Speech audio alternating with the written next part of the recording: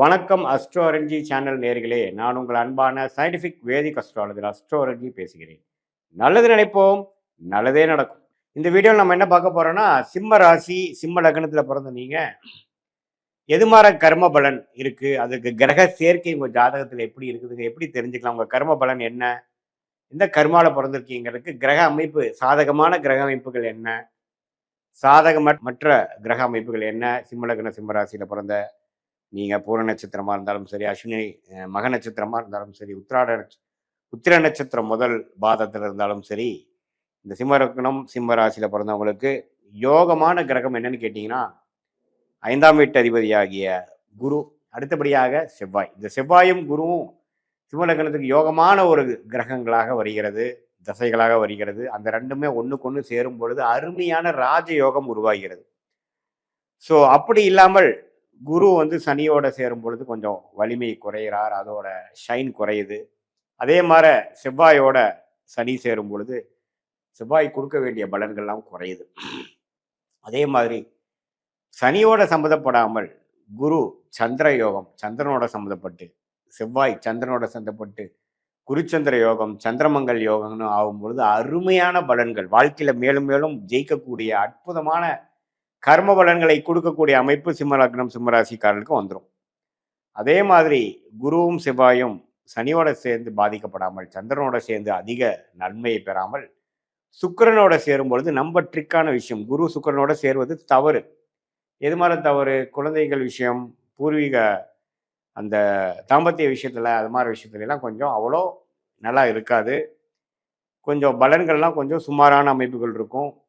வாழ்க்கையில ஜெயிக்கக்கூடிய அமைப்புகள்ல சில உத்வேக குறைவுகள்லாம் கொஞ்சம் வரும். ஆனா அந்த செவ்வாய் சுக்கிரனோட சேரும் பொழுது மிருமங்கள் யோகம் என்று சொல்லப்படுகிற யோகம் உண்டாகி செவ்வாய் திசை அருமையாக இருக்கும்.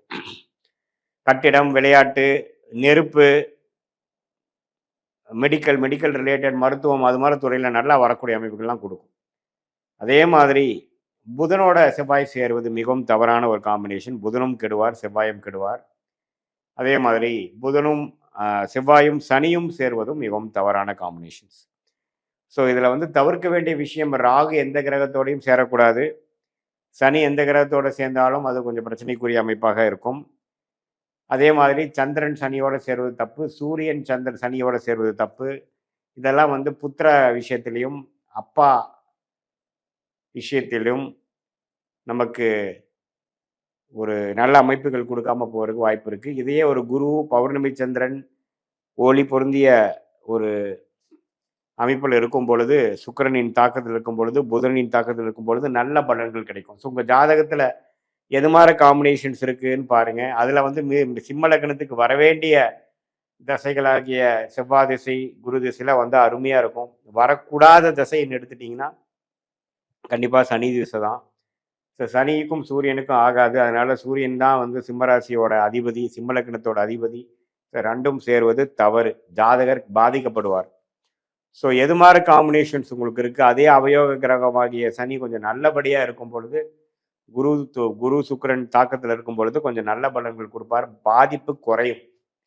ஸோ இது மாதிரி அமைப்புகள்லாம் உங்கள் ஜாதகத்தில் எப்படி இருக்குது, எது மாதிரி தசா புக்திகள் போய்கொண்டு இருக்கிறது, எதை நாம் எதிர்பார்க்கலாம், எதை நாம் வந்து எதிர்பார்க்க வேண்டாம், ஒரு டிகிரத்துக்குள்ள டிகிரி அடிப்படை எவ்வளோ, 15 டிகிரிக்குள்ள இருந்துன்னா செயற்கை, 18 20 டிகிரிக்கு மேலே போச்சுன்னா செயற்கையே இல்லை. ஸோ அது மாதிரி அமைப்புகள்லாம் உங்களுக்கு எப்படி இருக்கு அப்படிங்கிறதெல்லாம் நம்ம பார்த்து ஒன்றுக்கு ஒன்று நம்ம அதை வந்து நம்ம சயின்டிஃபிக்காக நம்ம பார்க்கும் பொழுது, எது மாதிரி கர்ம பலனில் நீங்கள் பிறந்திருக்கீங்க, எது மாதிரி விஷயங்கள் நம்ம எதிர்பார்க்கலாம், எது மாதிரி விஷயங்கள் வந்து ஒன்றுமே வந்து ஒரு பிரச்சனைக்குரிய ஒரு அமைப்பு கொடுக்கும், எந்த மாதிரி தோஷத்தை கொடுக்கும், வாழ்க்கையில் எந்த மாதிரி அமைப்பில் அது கை வைக்கும், குழந்தையில கை வைக்குமா, திருமணத்தில் கை வைக்குமா, உத்தியோகத்திலையா, பணத்திலையா, தாயாரா, தகப்பனாரா, உறவுகளா, எந்த கல்யாண விஷயத்திலையா, காதல் கல்யாணமா, எதில் வந்து எப்படி வந்து காம்பினேஷன்ஸ் கிரக அமைப்பில் சேருது அப்படி. சுக்கிரனே பார்த்தீங்கன்னா ராகுவோட சம்மந்தப்பட்ட காதல் விஷயங்கள், சுக்கிரன் ராகு கேது கூட சம்மந்தப்படாமல் நேர்த்தியாக இருந்துக்கிறப்ப அது இருக்காது. இதெல்லாம் ஒரு கிரகமும் கர்ம பிணைகளே பார்த்தீங்கன்னா அந்த சேர்க்கையில தான் இருக்குதே ஒழிய சுக்கிரன் 9ல இருந்தா என்ன, சுக்கிரன் 10ல இருந்தா என்ன, குரு 8ல இருந்தா என்ன, குரு 9ல இருந்தானாங்கிறதுல பலன்கள் கிடையாது. ஒண்ணுக்கொண்ணு எப்படி இணையுது, எவ்வளோ டிகிரியில இணையுது, யார் யாரோட சேர்றா, அப்படி பொறுத்து தான் கர்ம வினை இருக்கிறதுங்கிறது நம்மளுடைய 18 வருஷம் அனுபவமாகிய சயின்டிஃபிக் வேதிக் அஸ்ட்ராலஜி முறையில நம்ம வந்து கத்திருக்கோம். ஸோ உங்களுடைய பிறந்த தேதி, உங்க பிறந்த நேரம், உங்க உரை வைத்து துல்லியமான ஜாதகத்தை போடும்பொழுது ஒண்ணுமே இந்த பொதுவான பலன்கள் காட்டிலும் ஒண்ணுமே துல்லியமான பலன்கள் நம்ம பார்க்க முடியும்.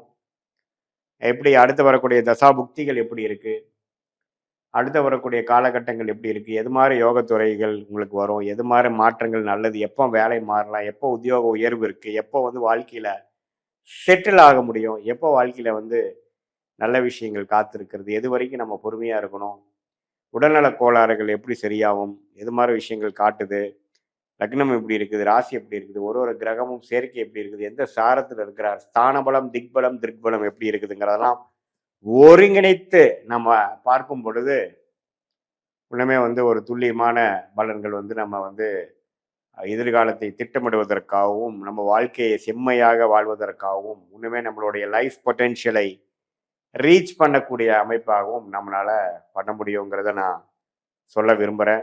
இது பொதுவான பலன்களை தவிர உங்களுடைய ஜென்மஜாதத்தை வச்சு பார்க்கும்பொழுது ஒன்றுமே நல்லா சொல்ல முடியும். இதனால தேவையற்ற சமய விரயங்கள், தேவையற்ற பொருள் விரயங்கள் எல்லாத்தையுமே நாம தவிர்த்து உங்கள் கர்மாவின் பிரகாரம் உங்களுடைய வாழ்க்கையை நீங்களே திட்டமிட்டு உங்களுடைய ஜாதகத்தில் எப்படி இருக்கு, எந்த கிரகம் யோகமான கிரகம், அந்த கிரகத்தின் தொழில் என்ன, அதோட அமைப்பு என்னங்கிறதெல்லாம் பார்த்து அதுக்கு தகுந்த மாதிரி வாழ்க்கையை திட்டமிட்டு அந்த துறையை நம்ம தேர்ந்தெடுத்து வாழ்க்கையில் போராடும் பொழுது எளிதில் வாழ்க்கையில் வெற்றி பெற முடியும் என்று சொல்ல விரும்புகிறேன். மீண்டும் மற்றொரு காணொளியில் சந்திப்போம். நன்றி, வணக்கம்.